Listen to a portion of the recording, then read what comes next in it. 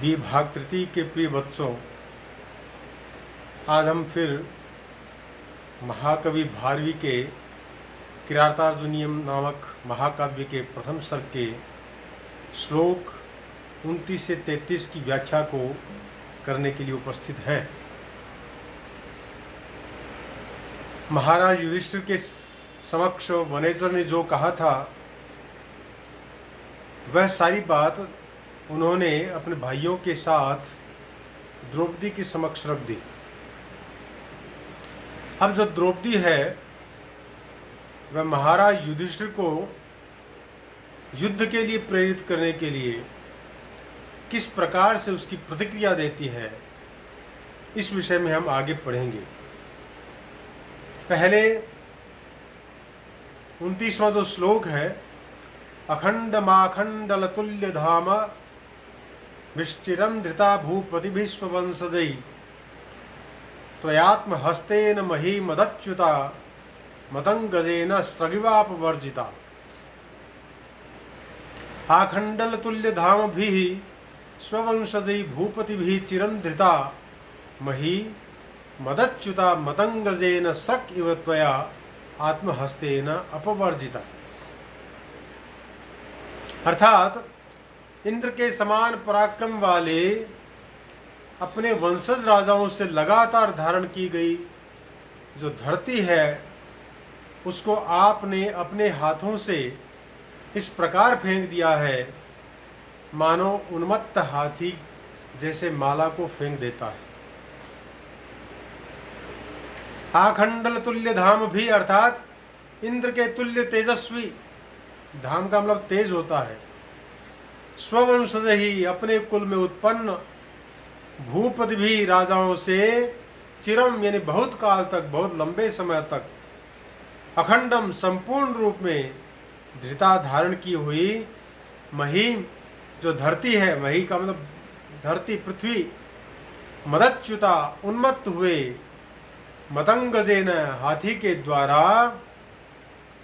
आत्महस्तेन अपनी सूंड से, यहाँ पर हस्त का मतलब सूंड है, स्रग इव माला के समान, माला की तरह, त्वया आत्महस्तेन तुमने अपने हाथों से या अपने हाथ से अपवर्जिता दूर फेंक दी है, दूर हटा दी। अर्थात अपने राज्य को तुमने स्वयं ही उसी प्रकार से फेंक दिया है, छोड़ दिया है जिस प्रकार से कोई मदमस्त हाथी माला को उठा करके फेंक देता है।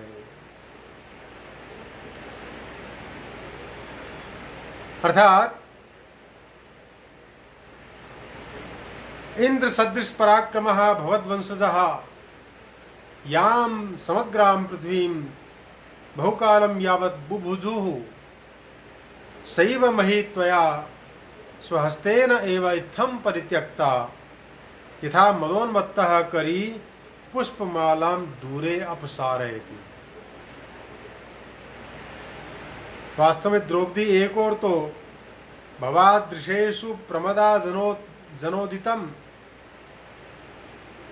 यह कहकर युधिष्ठिर की बहुज्ञता स्वीकार करती है और दूसरी ओर ऐसी बड़ी फटकार देती है।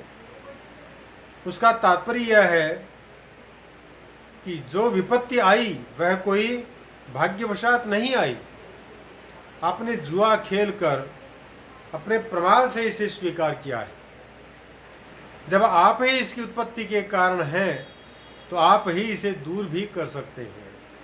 अतः आत्मबल से इसे छुड़ाने का आप परिश्रम कीजिए, उद्योग कीजिए, भाग्य के भरोसे आपको नहीं बैठना चाहिए।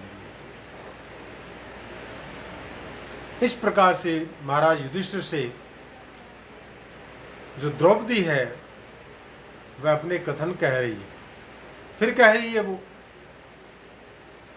व्रजन्ति ते मूढ़धियः पराभवम् भवन्ति माया विषुयेन मायिनः प्रविश्य हि घ्नन्ति शठास्तथा विधान असंवृतांगान निशिता इवेशवः। मूढ़धियः ते पराभवम् व्रजन्ति, ये माया विषु मायिनः न भवन्ति षठः तथा विधान असंवृतांगान निशिता इव प्रविश्य घ्नन्ति। मूढ़धियः मूर्ख बुद्धि वाले ते वे लोग पराभवम पराजय को व्रजंती प्राप्त होते हैं। ये मायाविषु जो मायावियों में कपटियों में मायिनः न भवंती कपटी नहीं बनते हैं। कपटियों के साथ में कपट का ही व्यवहार करना चाहिए, ऐसा जो नहीं करते हैं। छठा दुष्ट लोग तथा विधान उस प्रकार के निष्कपट लोगों को निशितः ईशवः इव असमृतांगान इव तीक्ष्ण बाण के कवच आदि से नहीं ढके हैं। ऐसे अंग है जिनके ऐसे लोगों को जैसे प्रविश्य घ्नन्ति भीतर घुस करके मार डालते हैं, नष्ट कर देते हैं।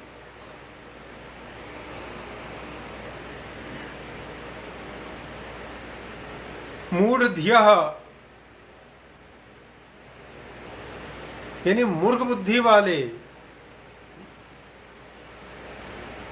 निर्विवेक बुद्धयः जिनमें विवेक नहीं, इस प्रकार की बुद्धि है जिनकी, तेजनः इस प्रकार के लोग पराभवम प्रजंती पराजयम प्राप्नुवन्ति।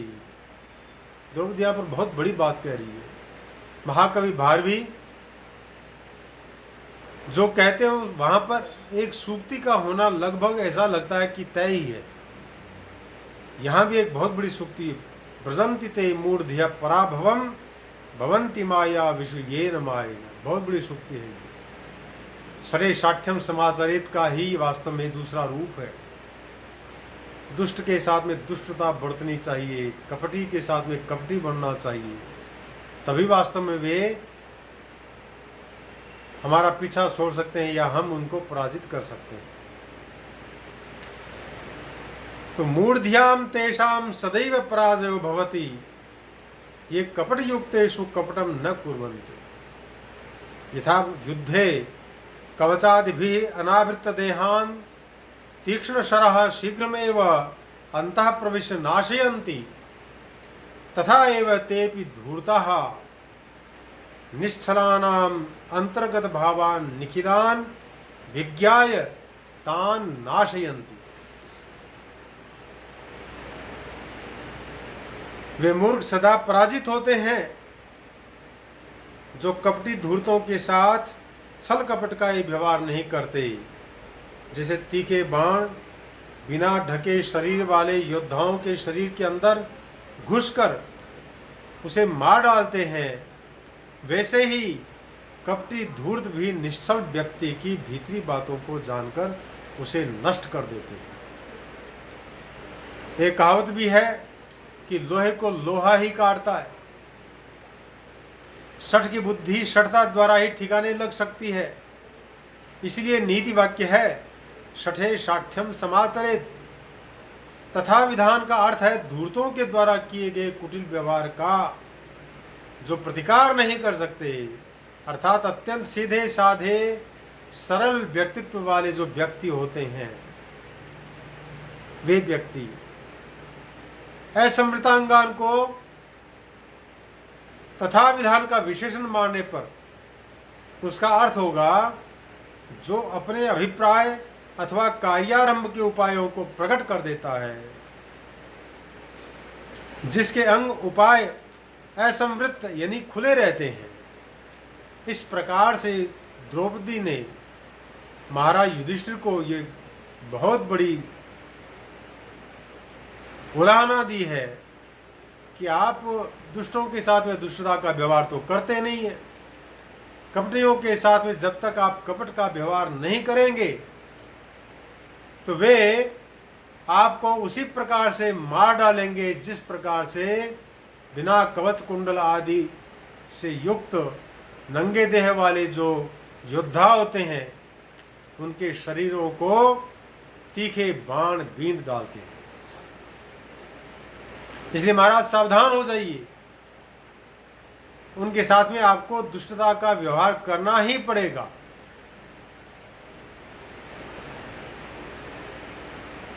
और फिर कह रहे हैं कि न च लक्ष्मीवाच चांचल्यादयम अनर्थागमः किंतु स्वपेक्षा दोष मूलत्वादित्याशेन आह। अर्थात 31वें श्लोक में जो द्रौपदी है कह रही है, गुणानुरक्ता मनुरक्त साधन कुलाभिमानी कुलजाम नराधिपः परेस्त्वदन्यः कैवापहारयेन् मनोरमात्म वधूमिव श्रियम्। अनुकूल साधनः कुलाभिमानी त्वदन्यः कः इव नराधिपः गुणानुरक्ता मनोरमाम आत्मवधूमिव श्रियम परहि अपहारयेत्। अर्थात अनुरक्त साधनः अनुकूल है सहायक जिसके ऐसा कुलाभिमानी अपने वंश की मर्यादा के गौरव का ध्यान रखने वाला तोदन्य है तुम्हारे सिवाय आपके अतिरिक्त कैव ऐसा कौन सा नराधिपः राजा होगा जो गुणानुरक्ता सौंदर्य आदि गुणों पर मुग्ध हुई कुलजाम अच्छे कुल में उत्पन्न मनोरमाम आत्मवधूमिव सुंदरी अपनी विवाहिता जो स्त्री होती है गुणानुरक्ता यहाँ पर संधि विग्रह आदि जो गुण है उनसे अनुरागवती ऐसा अर्थ भी कर लिया जाए। कुलजाम वंश परंपरा से प्राप्त मनोरमाम श्रियम मन के अनुकूल जो श्री है राजलक्ष्मी है उसको परही यानी दूसरों से शत्रुओं से अपहारेत अपहरण करावे, जिसके सभी साधन सहायक अनुकूल हो, जिसे अपनी वंश मर्यादा का अभिमान हो, ऐसा तुम्हारे सिवा दूसरा कौन ऐसा राजा होगा जो सौंदर्य आदि गुणों पर मुग्ध सतकुल में उत्पन्न सुंदरी अपनी भार्या की तरह संधि विग्रह आदि गुणों से प्रसन्न वंश परंपरा से प्राप्त मनोनुकूल राज्य लक्ष्मी को दूसरों से हरण करवावे।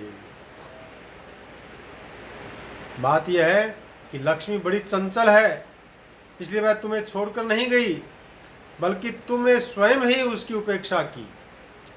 जैसे मैं तुम्हारे गुणों के ऊपर अनुरक्त थी, सतकुल में उत्पन्न थी और सुंदरी भी थी, फिर भी तुम मुझे जुए में हार गए और स्वयं तुमने कौरवों द्वारा मेरा हरण करवाया।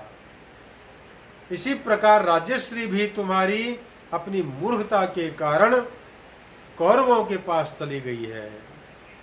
यह भी द्रौपदी के कथन का तात्पर्य है। अर्थात श्रियम एवं आत्मवधू लक्ष्मी जैसी स्वविवाहिता भार्या को कौन दूसरे से हरण करवाएगा। स्त्री के अपहरण की भांति लक्ष्मी का अपहरण भी राजा को मान हानिकारक होने से उपेक्षणीय होता है। इसका प्रतिकार तुम्हें करना ही चाहिए, अन्यथा तुम स्वयं नष्ट हो जाओ। इस प्रकार से जो द्रौपदी है वह महाराज युधिष्ठिर को सावधान कर रही है।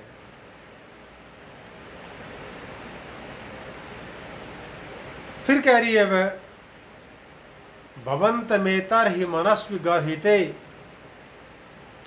विवर्तमानम नरदेव वर्तमनि कथम न मन्युर्ज्वलत्युद्दुरीरितः शमीतरुं शुष्कमिवाग्निरुच्छिखा। हे नरदेव एतर्हि मनस्वी गर्हिते वर्तमनि विवर्तमानं भवन्तं उदीरितः मन्युः शुष्कं शमीतरुं उच्छिखा इव कथम न ज्वलयति। अर्थात हे नरदेवा, हे राजन, एतर्हि इस समय मनस्वी गर्हिते वीरजनों से निंदित वर्तमनी जो रास्ता है मार्ग है उसमें विवर्तमानम चलते हुए भवंतम आपको उदीरित है उद्दीप्त हुआ मन्यु जो क्रोध है शुष्कम शमीतरु सूखा हुआ जो समी वृक्ष है, खेजड़ी का वृक्ष है, उसको उच्छिकः ऊपर को उठ रही लपटें जिसकी ऐसा वन्य हुआ आग के समान कथम न ज्वलयति, अर्थात क्यों नहीं जला रहा है। हे राजन, उड़ती लपटों वाला अग्नि जिस प्रकार सूखे समी वृक्ष को जला देता है, उसी प्रकार इस समय सूरजन जिस मार्ग में चलना निंदनीय समझते हैं, उसी पर चलकर दुर्दशा भोगते हुए आपको उद्दीप्त हुआ क्रोध जला क्यों नहीं देता। हे राजन, संप्रति वीरजन विनिंदित पथि विचरन्तम, अर्थात शत्रुकृतम अपमानम सहमानम भवन्तम उद्दीपितः क्रोधः तथा कथम नोद्दीपयति यथा उद्गतज्वालो वह्निः शुष्कम शमीतरुं भस्मसात् करोति। द्रौपदी के कहने का तात्पर्य यह है कि इतना अपमान सहने पर भी तुम चुपचाप बैठे हो। आखिर तुम्हारे हृदय में शत्रुओं से बदला लेने की भावना क्यों नहीं उठती। इसी प्रकार जंगल में रहकर कष्ट सहन करना और अपकारियों को क्षमा कर देना तपस्वियों का काम है, पराक्रमियों का काम नहीं है। सूर मनस्वी व्यक्ति इस प्रकार जीना पसंद नहीं करते हैं। मनस्वी कार्यार्थी गणयति न दुखम न च सुखम। मनस्वी व्यक्ति काम करना जानते हैं, उसमें आने वाले सुख दुख या विघ्न बाधाओं की वे परवाह नहीं करते। सूखे समीतरु से निकली हुई आग उसे क्षण भर में भस्म कर देती है, किंतु इतनी दुर्दशा भोगने पर भी आपका क्रोध क्यों नहीं उद्दीप्त हो रहा है, ये मुझे आश्चर्य है। आपको इस ओर ध्यान देना चाहिए। आपका शत्रु आगे बढ़ रहा है, आपको जला रहा है, नष्ट कर रहा है, लेकिन आपको क्रोध ही नहीं आ रहा है। कैसे राजा हैं आप लोग।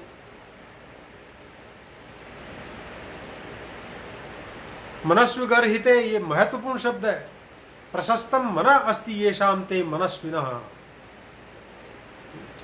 गर्हा संजाता अस्य गर्हितम मनस्विभिः गर्हितम इति मनस्वी गर्हितम तस्मिन् इति मनस्वी गर्हिते।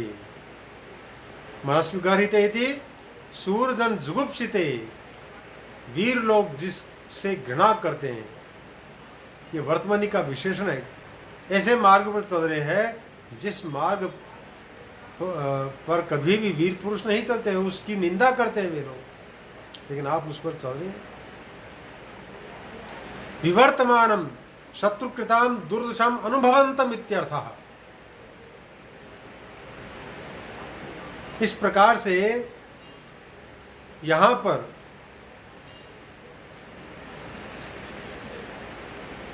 वंशस्थ छंद है, जिसके बारे में हमने आपको पहले ही बता दिया, और उपमा अलंकार यहां पर बैठा है। द्रौपदी फिर कह रही है, आपके लिए क्रोध का त्याग करना ही बहुत जरूरी है, आवश्यक है। क्यों, ये बता रही है, अवंध्य कोपस्य विहंतुरापदाम भवन्ति वश्यः स्वयमेव देहिनः अमर्ष शून्येन जनस्य जंतुना न जात हार्देन न विद्विषादरः। अवंध्य कोपस्य आपदाम विहंतुम देहिनः स्वयमेव वश्या भवन्ति अमर्ष शून्येन विद्विषा सता जनस्य दरः न जात हार्देन जंतुना सता जनस्य आदरः न भवति। अवंध्य कोपस्य, जिसका क्रोध व्यर्थ नहीं होता, और इसी कारण से आपदाम, जो विपत्तियां हैं, उन विपत्तियों का विहंतु, नाश करने वाले मनुष्य के, देहिनः प्राणी, स्वयमेव अपने आप ही वश्या भवन्ति, वश में हो जाते हैं, उनको वश में करने की आवश्यकता नहीं रहती। अमर्ष शून्येन, क्रोध से हीन, क्रोध से रहित जंतुना प्राणी से जात हार्देन मित्रता होने पर जनस्य आदरः, लोगों का आदर न नहीं होता है, और विद्वेषा शत्रुता होने पर दरह न भय भी नहीं होता। जो द्रौपदी है वह महाराज युधिष्ठिर से कह रही है, जिस व्यक्ति का क्रोध निष्फल नहीं होता, अर्थात जो क्रोध आने पर अपराधियों को दंड दे सकने में समर्थ है, सभी प्राणी उसके अधीन स्वयं हो जाते हैं, किंतु जो क्रोध आने पर भी कुछ नहीं करता, उसके मित्र तो उसका आदर नहीं करते और शत्रु उसे डरते नहीं है। निग्रहानुग्रह समर्थस्य विपत् प्रतीकार समर्थस्य च जनस्य सर्वे प्राणिनः स्वयमेव वसंगता भवन्ति। यस्य च कोपो विफलो भवति तस्य मित्र ही आदरः न क्रियते, शत्रवश्च तस्मान् न बिभ्यति।